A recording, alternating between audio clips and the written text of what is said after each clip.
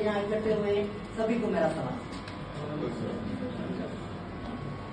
سب سے پہلے احمد فراز کے لیے اشعار فیض کی اس محفل کے نام کہ فیض کی یادوں کا موسم دل کو بہلانے لگا، فیض کی یادوں کا موسم دل کو بہلانے لگا، یاد یاراں یاد جانا یاد گل کھلانے لگا۔ حاضرین محفل، سیال کوٹ کی زرخیز بٹی جس نے کئی عمدہ شعراء، ادیب اور ماہرین فن پیدا کیے ہیں، فیض کی جائے پیدائش ہے۔ اردو ادب کا سہرا فیض کے سر جاتا ہے کیونکہ غالب، میر اور اقبال کے بعد سب سے زیادہ پڑھا، سنا اور پیش کیا جانے والا شاعر فیض ہے۔ فیض فیض کے کلام میں انقلاب، رومان، مذہبت، حب الوطنی، امید اور سماج کے گھسے پٹے طبقے کی نمایاں نظر آتی ہے۔ بقول فیض احمد فیض، ہم پرورش لو قلم کرتے رہیں گے،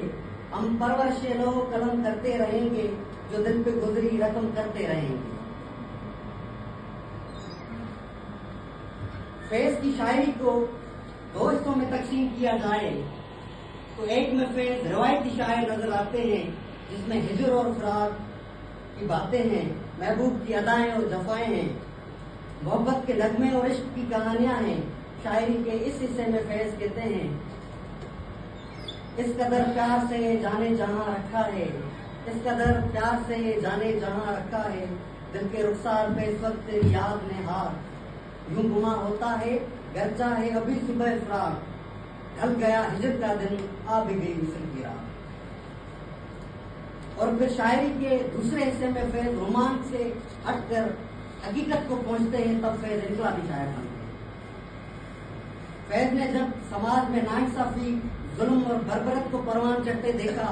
جب مقتدروں کو مظلوموں کے حق کھاتے دیکھا، اور جب غریب کا چولہا بجھتے دیکھا، جب